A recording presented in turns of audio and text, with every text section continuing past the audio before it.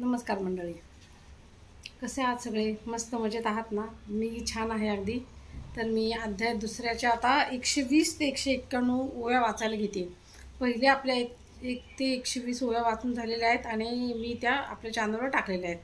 तर त्या तुम्ही नक्की ऐका, म्हणजे सलग तुम्हाला ऐकता येतील.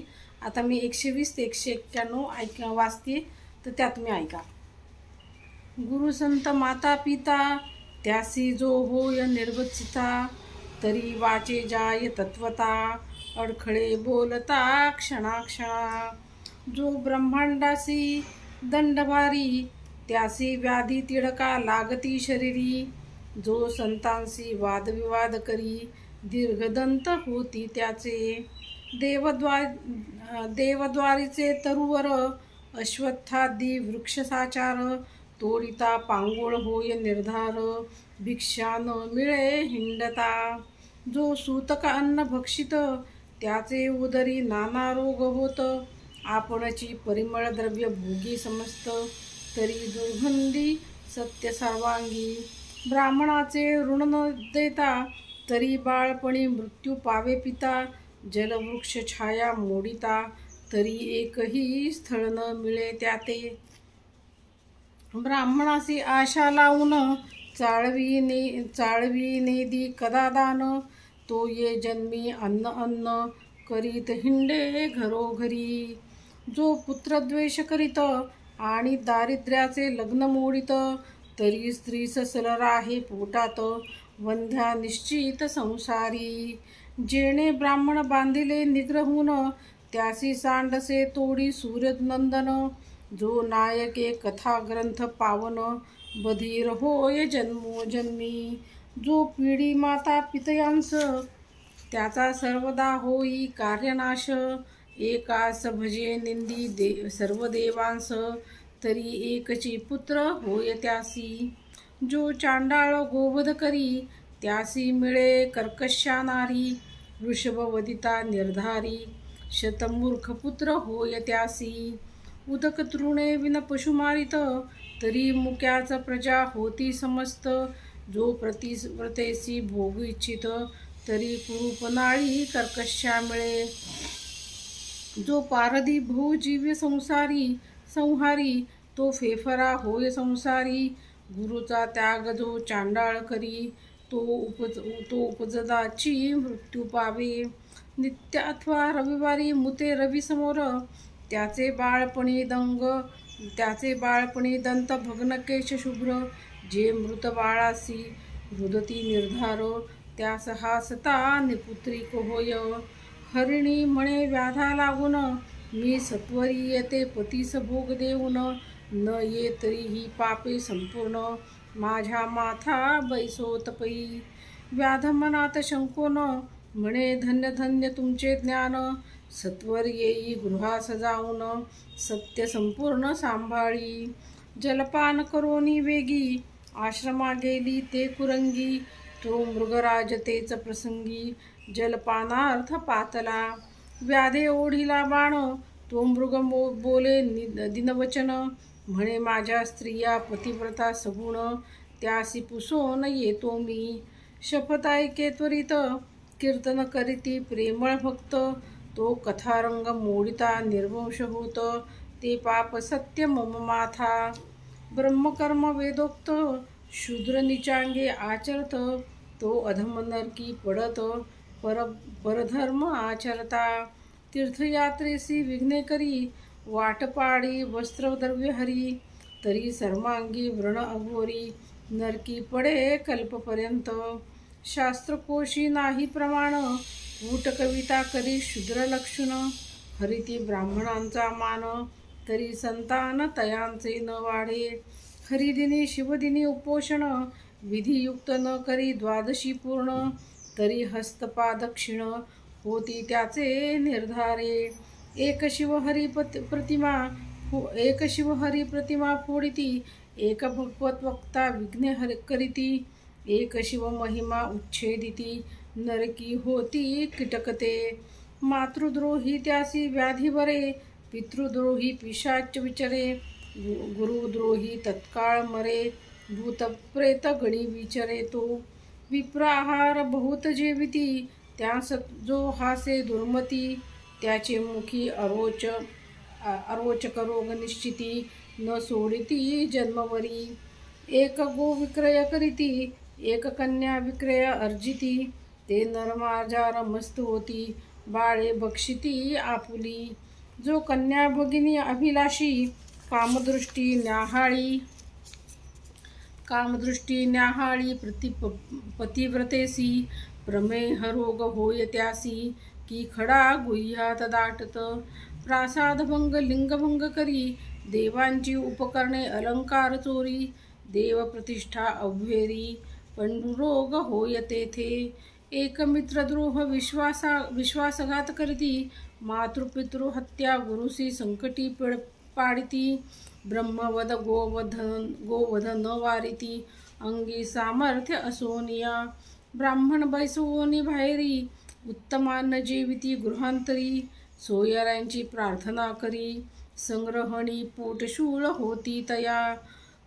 एक कर्मभ्रष्ट पंचयज्ञ न करीती, एक ब्राह्मणांची सदने जाळीती, एक दिनासी मार्गी नागविती, एक संतांचा करीती अपमान, एक करीती गुरुछळण, एक म्हणती पाहो याचे लक्षण, नाना दोष आरोपिती अज्ञान, त्यांचे संतान न वाढे. जो सदा पितृद्वेष करी, जो ब्रह्मवृंदांसी अव्हेरी, शिवकीर्तन ऐकता त्रासे अंतरी, तरी पितृवर्य नव्हे तो. शिवकीर्तनी नव्हे सादर, तरी कर्ण मूळ रोग निर्धार, नसत्याच गोष्टी जल्पे अपार, तो दरदूर होय निर्धारे. शिवकीर्तन किंवा पुराण श्रवण, तेथे शयन करिता दर्प होय दारुण, एक अतिवादक छळक जाण, ते पिशाच योनी पावती. एका देवार्चनी वीट येत, ब्राह्मण पूजावया कंटाळत, तीर्थप्रसाद अव्हेरिथ, त्याच्या आखुडती अंगशिरा. मृग म्हणे ऐसी पापे अपार, मम मस्तकी होईल परमभार, मग पारती म्हणे सत्वर, जाई स्वस्थाना मृगवर्या. व्याधन शिवनामे गर्जे तो क्षणी, कंठ सद्गतीत अश्रुनयनी, मागुती बिल्वदळे खुडोनी, शिवावरी टाकीतसे. चौप्रहारांच्या पूजाचारी, संपूर्ण झाल्या शिवजागरी, जन्म सप्तजन्मीची पापी निर्धारी, मुळी हुनी भस्म झाली. तो पूर्व दिशा मुख प्रक्षाळित, सुपर्णाग्रज उदय पावत, आरक्तवर्ण शोभा दिसत, तेची कुंकुम प्राचीचे. तो तिसरी मृगी आली अकस्मात, व्याध देखिला कृतांतवत, म्हणे मारू नको मज यथार्थ, बाळासी स्तन देऊन येते मी. व्याध अत्यंत हर्षभरित, म्हणे ही काय बोलेल शास्त्रार्थ, तो ऐकावया म्हणत, शपथ करूनी जाय तू. यावरी मृगी म्हणे व्याधाईक, जो तृणदाहक ग्रामदाहक, गो ब्राह्मणांचे कोंडी उदक, क्षयरोज त्यासी न सोडी. ब्राह्मणांची सदने हरिती देख, त्यांचे पूर्वज रौरवी पडती निशंक, मातृपुत्रा विघटती एक, स्त्री पुरुषा विघड पाडिती. देव ब्राह्मण देखोन, खालती न करीती कदामान, निंदिती बोलती कठोर वचन, यमकर चरण छेदी तयांचे. परवस्तू चोरावया देख, अखंड लाविला असे रोख, साधू सन्मानाने मानी दुःख, त्यास नेत्र रोग तिळका न सोडिती. पुस्तक चोरते मुके होती, रत्न चोरांचे नेत्र जाती, अत्यंत गर्वी ते महिष होती, पारधी निश्चित क्षेण पक्षी. भक्तांची जो निंदा करीत, त्याचे मुखी दुर्गंधी घाणीत, जो माता पितयांसी ताडित, लुला होत या लागी. जो अत्यंत कृपण, धननवेची अणुप्रमाण, तो महाभुजंग होऊन, दुसदुसीत बैसे तेथे. भिक्षेसी यतीश्वरा आला, तो जेणेरिता दवडिला, शिव त्यावरी जाण कोपला, संतती संपत्ती दग्ध होय. ब्राह्मण बैसला पात्रावरी, उठवूनी घातला बाहेरी, त्याहुनिया दुराचारी दुसरा कोणी नसेची।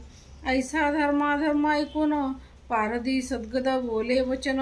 स्वस्थळा जाई जलपान करून बाळांसी स्तन देऊन येई। ऐसे ऐकोनी मृग लवलाया गेली प्राशन करूनिया। बाळे स्तनी लावूनिया तृप्त केली तियेने। वडील झाली प्रसूत दुसरी पतीची कामना पुरवित। मृगराज म्हणे आता त्वरित जाऊ चला व्याधापासी। मृगपाडसांसहित सर्वही व्याधापासी आली लवलाही। मृग म्हणे ते समयी आधी मजबधी पारधिया। मृगी म्हणे हा नवे विधी आम्ही जाऊ पतीच्या आधी। पाडसे म्हणती त्रिशुद्धी आम्हा सेवधी पारधिया। त्यांची वचने ऐकतात ते क्षणी व्याध सद्गद झाला मनी। अश्रुधारा लोटल्या नयनी लागे चरणी तयांच्या। म्हणे धन्य जिणे माझे झाले तुमचे मुखे निरूपण ऐकले। बहुता जन्मींचे पाप जळाले पावन केले शरीर। माता पिता गुरुदेव तुम्हीच आता माझे सर्व। कैचा संसार मिथ्या वाव पुत्र कलत्र सर्व लटके। व्याध बोले प्रेमे करून आता कधी मी शिवपद पावेन। तो अकस्मात आले विमान शिवगण बैसले त्यावरी। पंचवदन दशभुज व्याघ्रांबर नेसले महाराज। अद्भुत तयांचे तेज दिक्चक्रा माझी न समाये। दिव्य वाद्ये वाजविती किन्नर आलाप करीती विद्याधर। दिव्य सुमनांचे संभार सुरगण स्वये वर्षती। मृगे पावली दिव्य शरीर व्याध करी साष्टांग नमस्कार। मुखे म्हणे जय जय शिवे हर हर तो शरीर पाव पालटला। परिसी झगडता लोह होय सुवर्ण तैसा व्याध झाला दशभुज पंचवदन। शिवगणी बहुत प्रार्थून दिव्य विमान बैसविला। मृगे पावली दिव्य शरीर तीही विमानी आरुडली समग्र। व्याधाची स्तुती वारंवार करीती सुरगण सर्वही। व्याधनेला शिवपदाप्रती तारा मंडळी मृगे राहती। अद्यापि गगनी झळकती जन पाहती सर्व डोळा। सत्यवती हृदय रत्नखाणी रसभरिता बोलिला लिंगपुराणी। ते सज्जन ऐकोत दिन रजनी ब्रह्मानंदे करूनिया। धन्य ते शिवरात्री व्रत श्रवणे पातक दग्ध होत। जे हे पठण करीती सावचित धन्य पुण्यवंत नरतेची। सज्जन श्रोते निर्जर सत्य प्राशन करोत शिवलीलामृत। निंदक असुर कुर्तकी बहुत त्यास प्राप्त कैचे हे। कैलासनाथ ब्रह्मानंद तयाचे पद्म कल्हार सुगंध। तेथे श्रीधर अभंग षटपद रुंजी घालीत शिवनामे। शिवलीलामृत ग्रंथ प्रचंड स्कंद पुराण ब्रह्मोत्तर खंड। परिसोत सज्जन अखंड द्वितीयाध्याय गोड हा। श्री सांब सदा शिवार्पणमस्तु। शुभं भवतु शुभं भवतु शुभं भवतु। द्वितीय अध्याय समाप्त। मंडळी तुम्ही हा आपला चॅनल लवकरात लवकर सबस्क्राईब करा। श्रावण महिना चालू आहे त्यामुळे शिवलीलामृत वाचणं हे प्रचंड पुण्याचं काम आहे। त्याचा तुम्हाला प्रचंड फायदा होईल। तुम्हाला स्वतःला त्याचे फरक जाणवतील। तुम्ही मेंटली स्ट्रॉंग व्हाल। तुमचे निगेटिव्ह जर विचार मनात येत असतील तर ते दूर होतील। रात्री तुम्हाला शांत झोप लागेल। सकाळी 15 मिनटं किंवा संध्याकाळी 15 मिनटं वेळात वेळ काढून जसं तुम्ही ऐकाल तसं त्याचा तुम्हाला स्वतःला फायदा होईल। घरातील म्हणजे घरातले जे काही प्रॉब्लेम्स आहेत म्हणजे प्रत्येकाच्या घरात काही ना काही प्रॉब्लेम्स असतातच किंवा प्रत्येकाच्या डोक्याला काही ना काही व्याप असतोच। तर त्याच्यातून हळूहळू आपल्याला मुक्तता व्हायला परमार्थांनी मदत होते। हळूहळू आपण डिसिजन मेकिंग व्यवस्थित करायला लागतो। चूक काय बरोबर काय ह्याचं साधारण आपल्याला अंदाज व्यवस्थित यायला लागतो।